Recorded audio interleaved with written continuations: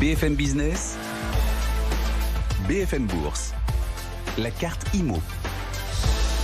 Chaque jour, aux alentours de 15h20, votre agence immobilière, on va parler d'immobilier, notamment de pierre, papier et des SCPI. Il publie son premier ouvrage. Paul Bourdois vient de nous rejoindre. Bonjour Paul. Bonjour Guillaume. Bienvenue, félicitations. Auteur de les SCPI, la SCPI pour les nuls. Oui, exactement. Apparaître dans quelques semaines, c'est ça ? Le 13 octobre, exactement. 13 octobre. La SCPI pour les nuls, donc à retrouver dans toutes les bonnes librairies et les principales d'entre elles, on imagine aussi sur Internet, sur Amazon, etc. etc. Vous êtes aussi cofondateur de France SCPI. Pourquoi publier d'ailleurs, Paul, ce livre maintenant, alors que la collecte est solide sur les SCPI, que cette thématique SCPI s'est déjà pas mal démocratisée? Pourquoi sortir, publier la SCPI pour les nuls maintenant ? Alors, vous avez raison, c'est vrai que la collecte est stable, voire elle augmente, puisque je rappelle, la collecte, donc c'est évidemment l'épargne investie par les particuliers et autres investisseurs sur les SCPI. Donc la collecte, elle est stable et elle augmente, si bien que sur ce semestre, sur ce premier semestre, on a collecté l'équivalent de ce qu'on collectait avant annuellement il y a quelques années. Donc on se rend bien compte que ça se démocratise, vous avez raison. Mais ne confondons pas démocratisation et connaissance, parce que c'est vrai que même si les épargnants possèdent un produit, parfois il se peut que les fondamentaux leur échappent. C'est ce qu'on avait constaté avec le fonds euro, c'est-à-dire que beaucoup d'entre eux investissaient sur le fonds euro mais ne savaient pas ce qu'il y avait dedans. Et bien là, avec ce livre, nous on a voulu, moi j'ai voulu en écrivant cet ouvrage, j'ai voulu donner un éclairage objectif, précis, humblement, de ce que sont les SCPI pour poser un peu les fondamentaux pour les épargnants, tout simplement. Avec un chapitre consacré à l'histoire des SCPI, parce que les SCPI ne sont pas un placement récent, plusieurs dizaines d'années déjà de track record, et puis beaucoup de clés pratiques également dans cet ouvrage. Et m'est venue une question en le lisant. Dans quel cas, dans quelle situation ne pas investir en SCPI?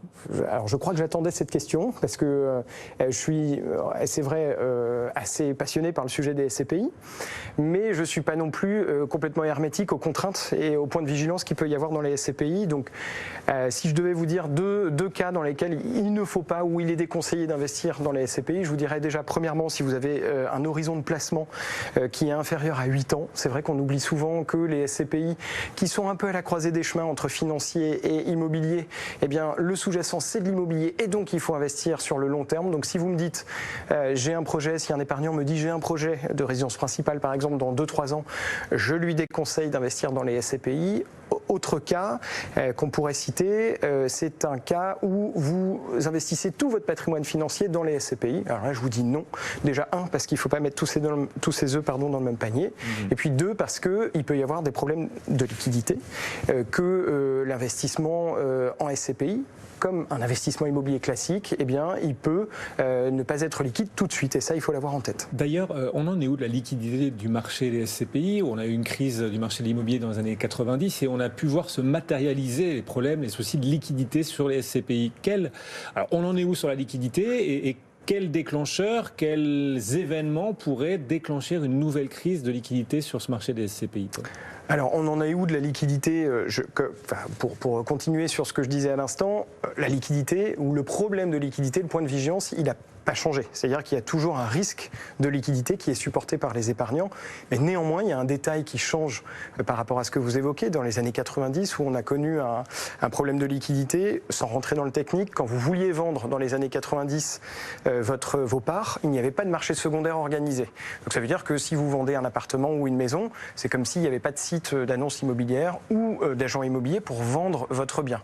Ben là, c'était exactement pareil. Donc l'AMF, à l'époque, à la fin des années 90, a fait en sorte que chaque société de gestion, donc celles qui construisent les SCPI, c'est celles qui les structurent, eh bien, organise ce qu'on appelle donc le marché secondaire, donc mettent en relation les acheteurs et les vendeurs, ce qui a amené beaucoup de liquidité, beaucoup de facilité, de flexibilité sur ce marché. Donc il y a une amélioration qui a été faite, un garde-fou qui a été apporté, entre autres, par l'AMF. Donc ce problème de liquidité, il est toujours là, mais néanmoins, il y a quand même une liquidité qui est plus forte aujourd'hui, statistiquement. ça peut changer, mais entre le moment où un épargnant dit « je veux vendre mes parts » et le moment où il a l'argent sur son compte, il se passe 3 semaines. Donc c'est relativement rapide. Oui.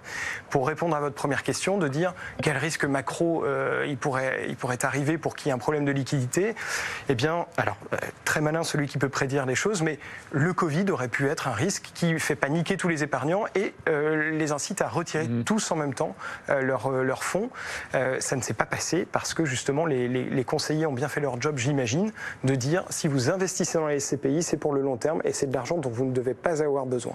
Alors, on rappelle les SCPI qui cartonnent en termes de collecte, en termes de rendement aussi au premier semestre, 4,6%, c'est pas mal quand même. Absolument. Rendement moyen des SCPI, joli. Dans 10 ans, on fait un peu de prospective, puisque vous publiez un livre, le livre est fait pour durer. Dans 10 ans, quel sera, d'après vous, le rendement moyen du marché des SCPI ? Alors, encore une fois, je ne fais pas d'art divinatoire, ou en tout cas je serais tout le temps en vacances si j'arrivais à prédire l'avenir. Ce qui se passe en revanche, là où on en sera dans 10 ans, même les catégories qui pourraient convaincre dans 10 ans, c'est compliqué de le dire, mais ce dont on s'aperçoit, c'est que les sociétés de gestion, à travers leur SCPI, elles arrivent à s'adapter, elles ont une capacité à prévoir et à anticiper, par exemple sur les actifs dans lesquels elles investissent. Par exemple, il y a 10 ans, il y avait pas d'actifs liés à la santé, ou très peu dans les portefeuilles. Il n'y avait pas d'actifs liés à la logistique, donc elles ont cette capacité à investir en anticipant. Donc ça, c'est très bien. Donc peut-être que dans 10 ans, ce sera les co-living, pourquoi pas. Donc ces espaces qui mélangent le résidentiel et les bureaux. Peut-être que ce sera des locaux logistiques dédiés à la recharge ultra rapide des batteries de voitures électriques. Enfin, on peut tout imaginer. Oui. En termes de rendement, encore une fois, je ne peux pas prédire l'avenir, mais ce que je peux vous dire, c'est que bien entendu, les performances passées présagent pas de l'avenir. Sur les 30 dernières années, malgré différentes crises, le rendement a toujours été compris entre 4 et 8%. Donc on peut imaginer que ce rendement, qui reste stable depuis 30 ans, malgré des crises immobilières, subprime, TNT, etc., reste effectivement dans cette tranche plus 4, plus 8, qui est extrêmement rassurante pour les épargnants. Et à ceux qui, alors les épargnants justement, ceux qui nous écoutent, qui vous regardent aujourd'hui sur BFM Business, vous leur conseillez quoi en termes de choix de SCPI ? Plutôt les grosses SCPI, les mastodontes, plutôt les plus petites, les plus récentes, peut-être plus agiles en l'occurrence ? Où est-ce qu'il faut placer ces billes ? Alors attention, ne confondons pas agilité, encore une fois, et grosse capitalisation. C'est pas parce qu'une SCPI a une capitalisation importante, plusieurs milliards d'euros, qu'elle n'est pas agile. Et le contraire est vrai aussi. Moi, ce que je conseillerais, et encore une fois, je suis là pour donner les fondamentaux aujourd'hui avec ma casquette d'auteur de la SCPI pour les nuls, c'est pas mettre tous ses œufs dans le même panier, et 2, effectivement, essayer d'avoir un cœur de portefeuille avec une SCPI qui est plutôt grosse capitalisation, et puis pourquoi pas surpondérer avec des SCPI plus thématiques comme la santé, la logistique et d'autres dont on parle souvent ici. Le bureau, on continue d'investir dans les bureaux ou on évite ? Je vous pose la question parce qu'il y a le télétravail, mais on nous dit oui, mais pour l'instant, aucun impact sur le rendement des SCPI de bureau. Mais c'est normal, les baux dans l'univers tertiaire durent longtemps, plusieurs années. Donc pour voir cet impact du télétravail sur l'univers, le marché des bureaux, il va falloir attendre. Mais il va finir par se matérialiser, cet effet du télétravail. Alors, il se matérialise déjà. Alors, premièrement, je pense qu'il faut ça fait plusieurs mois, plusieurs années maintenant qu'on nous pose la question de savoir si c'est pas la fin des bureaux. Je pense qu'il faut pas mettre en opposition bureau et télétravail. C'est pas parce qu'il y a du télétravail que c'est la mort des bureaux. En revanche, il y a une mutation des bureaux. C'est vrai, vous avez raison, et qui est déjà en train d'arriver, qui avait commencé déjà avant l'arrivée du Covid. Si je pousse l'exercice, les bureaux avaient déjà muté. Et ils mutent d'année en année. Dans les années 80, c'était des bureaux avec des longs couloirs. Chacun était dans son bureau fermé avec des parois.